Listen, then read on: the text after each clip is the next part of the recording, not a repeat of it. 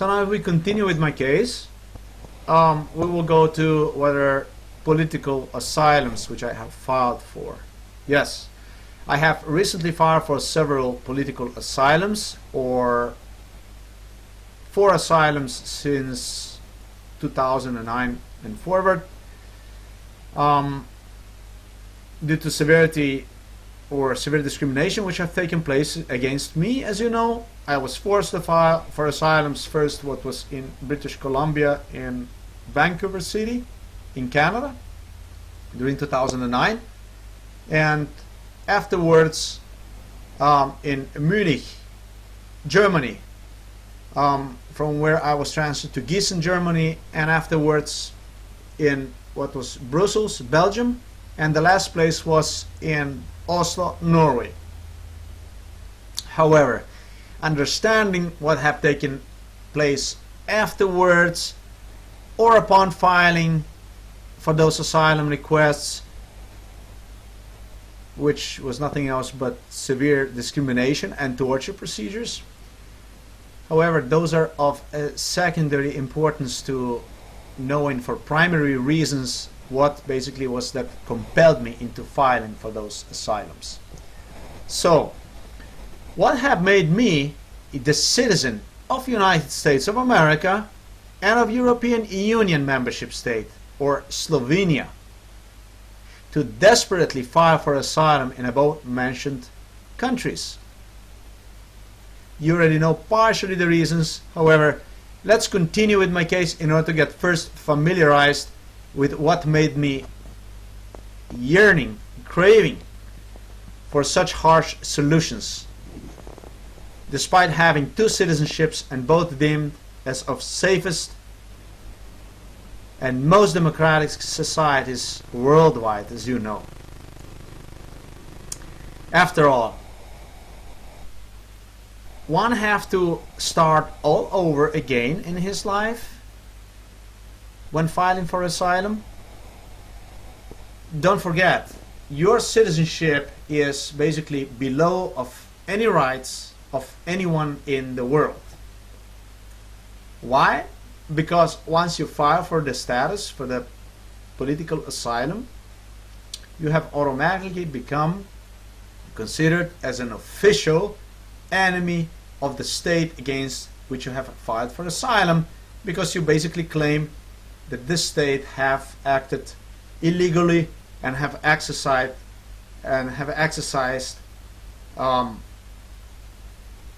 severe instruments, severe violations, illegal instruments, instruments that differ from Universal Declaration of Human Rights.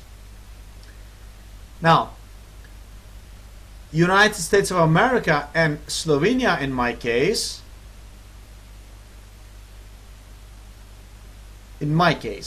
as much as whole procedure is humiliating nature, you know, my conditions were even more humiliating. I was pushed as an European citizen, basically as a European citizen, to apply for asylum and land on the same level of treatment as people who are non-Europeans. Even worse, what you will learn in continuation, I was, as I mentioned, mistreated and tortured like no other asylum applicant. Genocide.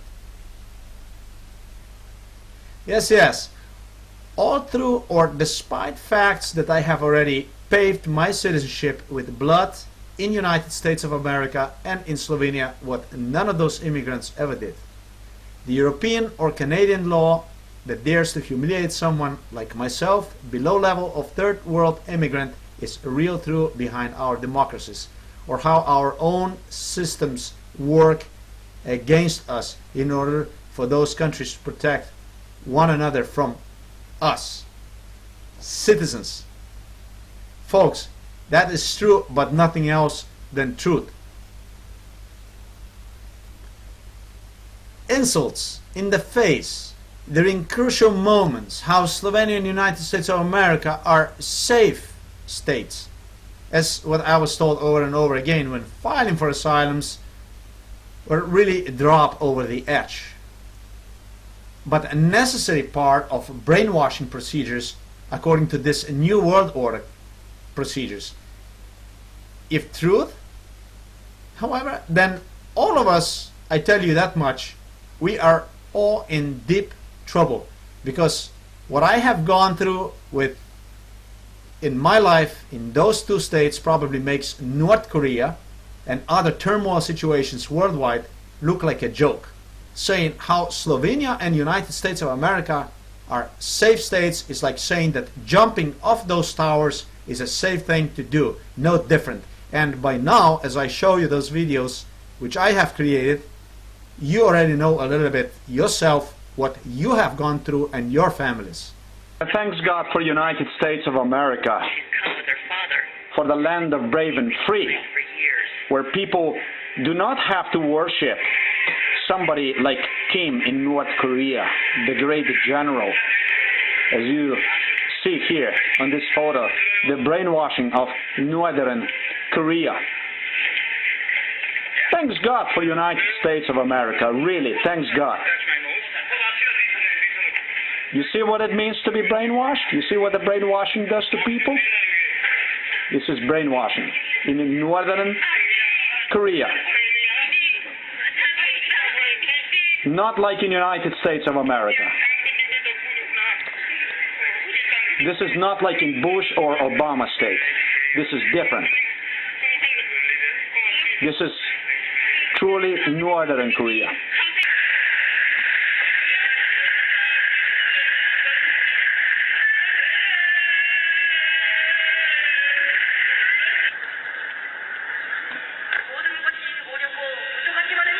The American children are not brainwashed like this in the land of brave and free. That is a country that is different. You see how these people have to dress, come at work.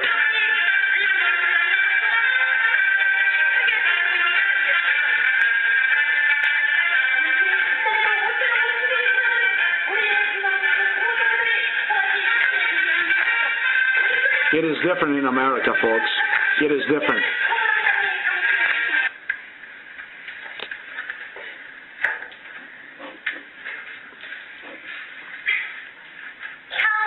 Or for instance, this one here. Oh my God. Can you imagine this? This is in Iran. These are basically major violations of human rights in the world. But America, you see, America is not like this. This is part of the daily program in many Middle Eastern countries. This is a part of the daily program in many Middle Eastern countries. Programs there may shock some Americans. Thanks God for America, because without them, we wouldn't know Spreading the word, the truth and liberty. This effort exposes the persecution of Christian minorities in the Muslim world. The Christian minorities. This accounts on You the see? website ChristianMinorityRights.org. Thanks God to America. After 9/11, but not only in the U.S. State-run TV networks in the Middle East. We Christians are protected. Rhetoric was being monitored. As a result, Carmone says, Egypt and Saudi Arabia, two of the worst offenders in the past, have actually improved. But he says one country in particular continues to churn out extremist programming: Iran. From You see, folks, Washington, thanks to the United States of America. Oops. Well, these are actually kids in United States of America. This is the United States.